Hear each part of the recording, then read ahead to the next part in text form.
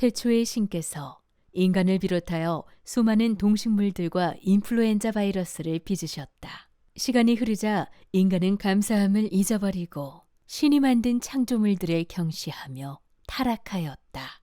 이에 신은 인간을 괘씸하게 여기시어 인플루엔자 바이러스를 여러 개로 쪼개어 흩으셨다.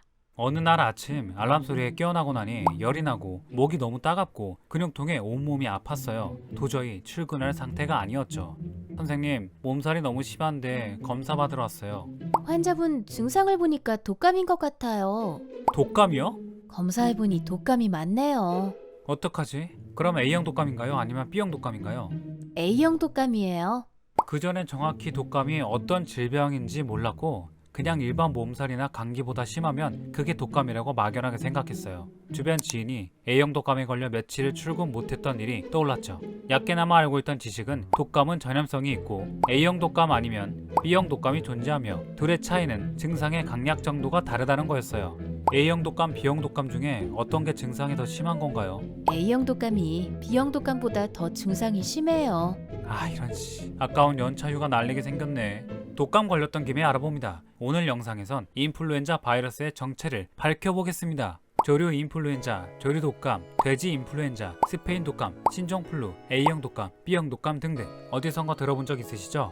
우리가 보통 독감 바이러스라고 부르는 녀석, 아주 오랜 시간 끈질기게 우리를 괴롭혀온 인류의 적, 바로 인플루엔자라고 불리는 바이러스입니다. 세균과 바이러스를 통틀어 인류의 목숨을 가장 많이 빼앗았던 사냥꾼은 천연두 바이러스고 인플루엔자 바이러스가 그 뒤를 바짝 쫓고 있어요. 천연두는 이미 정복되었지만 인플루엔자 바이러스는 지금도 여전히 매년 수만 명의 사람들을 사냥하고 있으니까 인플루엔자 바이러스가 사냥꾼 랭킹 1위에 오를 날은 그리 멀지 않았을지도 몰라요. 사실 인간이 땅에 예속되어 가축을 기르기 전까지 인플루엔자 바이러스가 하나의 종이었던 시절이 있었어요. 조류만을 숙주로 삼았던 이들은 그 당시만 해도 아주 무해한 녀석들이었죠. 인플루엔자 바이러스는 오랜 세월에 걸쳐 조류와 공생했기 때문에 면역력을 획득한 오리 등의 야생 조류들은 독감에 걸리지 않았어요. 한편 인간을 비롯한 다른 야생의 동물들은 새들과 접촉할 일이 거의 없었기 때문에 인플루엔자에 감염될 일이 없었죠. 그런데 사람들이 야생오리나 돼지들을 가축으로 길들이기 시작하면서 인류와 인플루엔자와의 악연이 시작됐어요. 인플루엔자 바이러스는 다른 바이러스들과는 차별화된 강력하고 무서운 스킬들을 가지고 있었기 때문이에요. 인플루엔자 바이러스는 다른 어떤 세균이나 바이러스보다 높은 전염성을 가졌고 돌연변이로 쉽게 변할 수 있는 능력을 가지고 있었어요. 악연의 시작이라니 그게 무슨 말일까요? 본래 인플루엔자 바이러스는 숙주였던 새들뿐만이 아니라 어쩌다가 야생의 새들과 접촉한 사람이나 다른 동물들에게 옮겨가더라도 치명적인 병을 일으키지도 않았고 조류를 제외하면 다른 동물들 사이에선 전염되지 않았어요. 그런데 사람들이 오리, 닭 등의 야생 동물들을 가축으로 기르기 시작하면서 가축화된 동물들은 야생에 사는 닭, 오리들과 환경적으로 분리되었고 시간이 오래 지나 인플루엔자 바이러스와 접촉할 일이 없었던 닭이나 쥐보리들은 면역력을 잃기 시작했죠. 그러다가 인간들의 마을과 도시들이 점점 커지면서 야생에 사는 새들이 사는 장소까지 침범했어요. 야생의 새들은 때로 이동하며 이동 경로상에 있던 마을에 바이러스를 흩뿌리기 시작했고 긴 시간에 걸쳐 면역력을 잃고 무방비해진 닭과 쥐보리들은 독감에 걸리고 말아요. 문제는 인플루엔자 바이러스들이 질병만 옮긴 게 아니라 돌연변이를 일으켜 여러 타입으로 갈라졌다는 거예요. 그리고 여러 타입으로 늘어난 바이러스들은 닭과 쥐보리라는 플랫폼을 이용해 사람과 돼지들에게 옮겨가서 또 다른 타입의 돌연변이로 변하고 말아요. 인플루엔자 바이러스는 조류들만 숙주로 삼았을 때는 얌전히 지내다가 다른 동물한테 옮겨가더니 왜 이렇게 쉽게 돌연변이로 변하는 거죠? 그건 바로 인플루엔자 바이러스가 다른 타입의 인플루엔자 바이러스와 접촉할 경우 쉽게 돌연변이를 일으키는 특성을 지녔기 때문이에요. 1 더하기 1은 3인 셈이죠. 돌연변이는 이제 그만! 돌연변이라면 이제 지긋지긋해요. 여기서 끝이 아니에요. 독감에 걸린 쥐보리, 돼지, 사람한테서 나온 배설물들이 그대로 물길을 타고 야생 조류들이 서식하던 곳을 오염시켰고 오염된 생선이나 물을 먹은 야생 조류들은 새롭게 재탄생한 인플루엔자 바이러스에 대항할 면역력이 없었으니까 독감에 걸리고 말아요. 야생 조류들에게 옮겨간 인플루엔자 바이러스들은 이전과는 완전히 다른 특성을 가진 바이러스로 변해버렸고 철새들은 본의 아니게 무시무시한 괴물로 변한 인플루엔자 바이러스들을 세계 곳곳에 퍼뜨리게 돼요.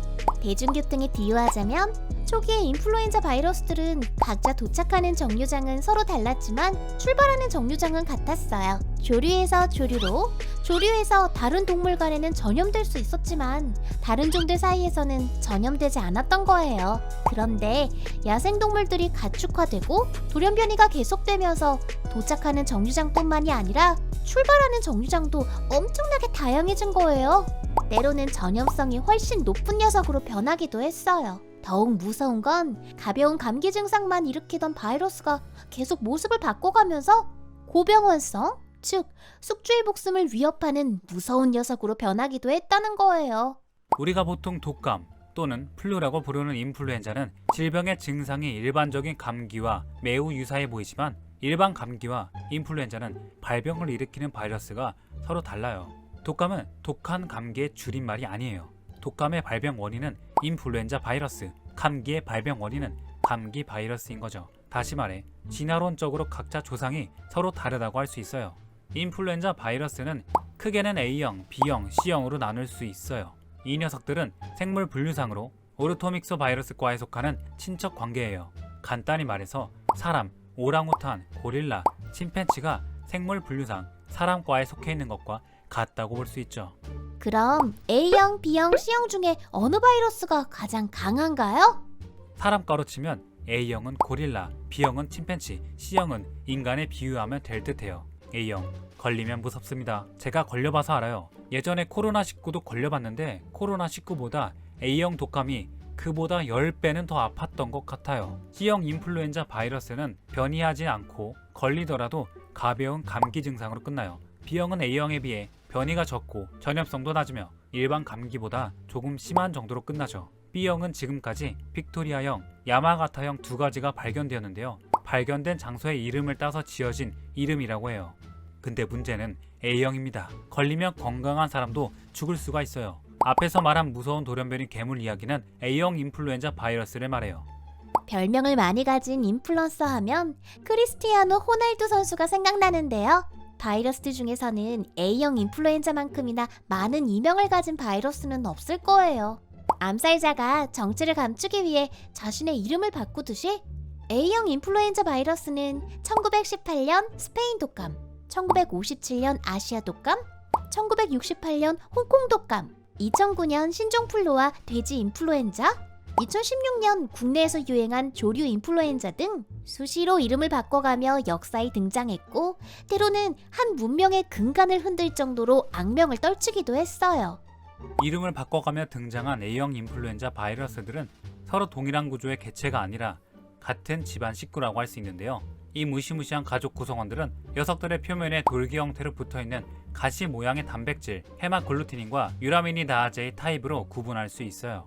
헤마글루티닌은 숙주의 세포에 들러붙는 용도이고 17종의 아형이 존재하고요. 유라미니다아제는 다른 세포로 옮겨갈 때 필요하고 10종의 아형이 존재해요.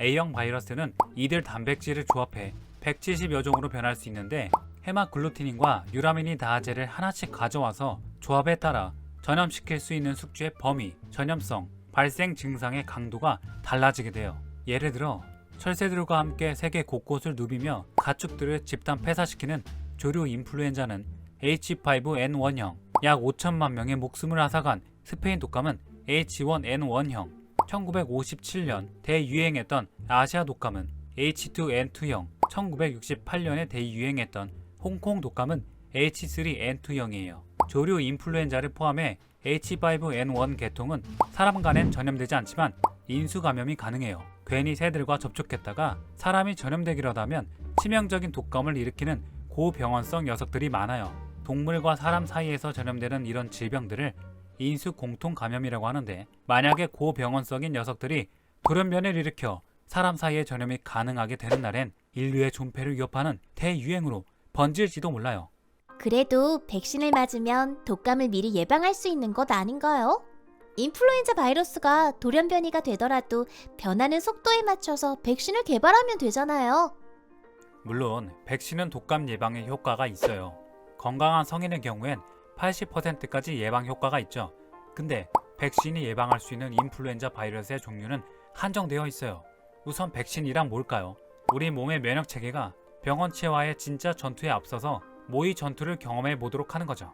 인위적으로 질병의 원인이 되는 특정 병원체에 대한 면역을 획득하도록 항원을 담은 것을 백신이라고 하고, 우리 몸은 항원에 저항하는 항체를 만들어내며 질병에 대한 면역 체계가 생기는 거예요. 근데 인체의 한계상 한 번에 다수의 항원이 담긴 백신을 맞을 경우에 면역 체계를 획득하는 건 아주 어려워요. 거부 반응이 동시다발적으로 일어날 수도 있고, 선택이 많으면 집중이 떨어지듯 효과가 분산되어서 백신 효과의 지속 시간이 매우 짧아지게 돼요. A형 바이러스의 타입에 따라 백신 개발이 안 된 경우도 많고요. 그래서 독감 백신도 3종이나 4종의 바이러스를 예방하는 게 보통이죠. 3가 독감 백신은 A형 바이러스 2가지, B형 바이러스 1가지. 4가 독감 백신은 A형 바이러스 2가지, B형 바이러스 2가지를 예방하는데요. 문제는 독감 백신이 예방할 수 있는 A형 2가지는 앞서 말한 헤마글루티닌과 뉴라미니다제의 수많은 조합에서 딱 2가지라는 거예요. 그럼 백신이 예방 못하는 타입의 바이러스에 걸릴 수도 있으니까 백신을 맞아도 독감에 걸릴 확률이 높겠네요? 꼭 그렇지만은 않아요. 세계보건기구는 해마다 유행할 거라고 예상되는 타입의 독감 바이러스를 발표하는데, 이를 계절성 독감 바이러스라고 해요. 제약회사들은 세계보건기구가 매년 2월 말에 발표하는 계절성 바이러스에 따라서 백신을 제조하는 거죠. 예를 들어 치명적인 증상을 일으키는 H5 타입의 A형 바이러스는 어차피 조류와 직접 접촉하지 않는 이상은 감염될 가능성이 아주 희박하기 때문에 다수의 사람들 사이에서 유행할 것 같은 타입을 예측해 예방하는데 선택과 집중을 하는 거죠. 백신이 예방하는 A형 바이러스의 타입은 보통 H1N1형, H3N2형 바이러스예요. H3N2는 1968년 대유행했던 홍콩 독감이고요. H1N1형은 1918년에 스페인 독감과 2009년에 유행했던 신종플루의 병원체로 알려져 있죠. 다행스럽게도 이 2가지 타입의 바이러스들은 백신 접종이나 항바이러스제 타미플루 덕분에 많이 약화되었어요. 하지만 인간이 자연을 난장판으로 만들어 놓고 있을 동안 인플루엔자 바이러스는 지구의 어디선가 조용히 숨죽이며 자신들을 그저 독한 감기 정도로 취급하며 방심하고 있을 인류를 공포에 빠뜨리기 위해 변이를 계속하고 있을지도 몰라요.